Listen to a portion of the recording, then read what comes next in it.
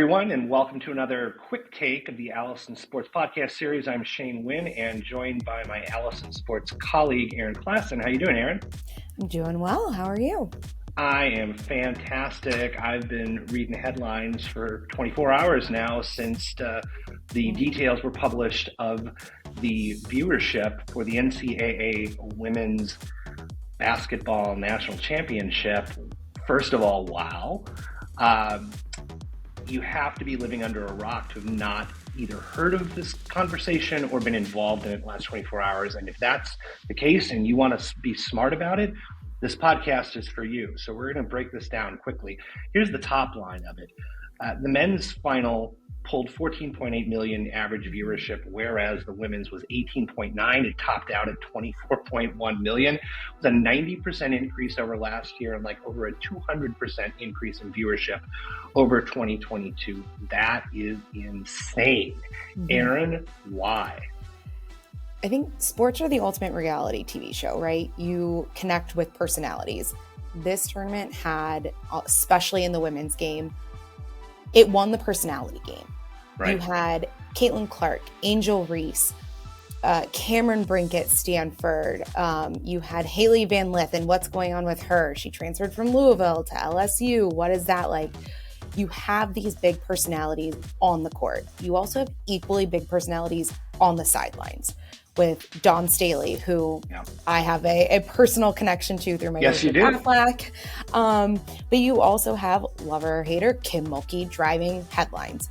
Tara Vanderveer at Stanford. You have these coaches that their personalities are becoming as big as the players on the court, which is something we've not seen before. Yeah, I mean, the media obviously had so much this entire season to work with from a storytelling standpoint because of these personalities. You didn't quite see that on the men's side. And, even the Athletic yesterday was speaking a little bit about this, talking about that is what drives such intense viewership, is people having to be able to identify with specific individuals on the court. And you just rattled off a short list of names. That list is actually quite a bit longer. And over time, when you're building those narratives in the media, it's just hype. And then you get to the tournament, and here we are. And it's clearly having a huge impact. Let's talk about that. Yeah, so I mean, you're seeing, right, you have the personalities and you're seeing that all kind of come to a head during the tournament. But you also have these incredible storylines that we're seeing have a halo effect on the WNBA and the upcoming draft that takes place on Monday. So you have, one name I didn't mention was Camila Cardozo, who plays for South Carolina. Right. She's entering the draft. And her and Caitlin Clark, that matchup in the championship game, had people salivating for what's to come in the draft. They're projected to go, 1-2. They will definitely play each other. But the Caitlin Clark effect is something that is creating a halo over women's sports, not just women's basketball. Obviously, basketball is going to be at the forefront of that because of the nature of the sport.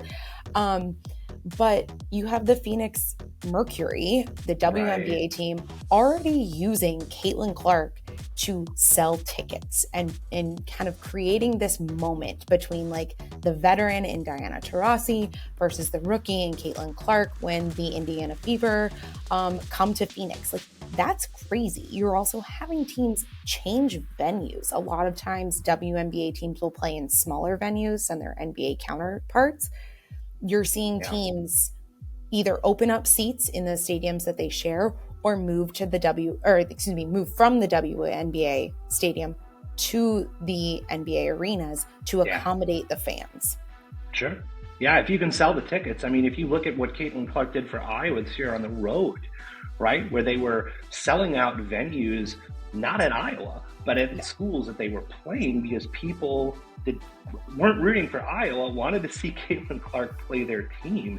But to your point about the WNBA, I would suspect that this next season, ratings overall are just going to be through the roof compared to what we've seen previously. And I don't see that slowing down.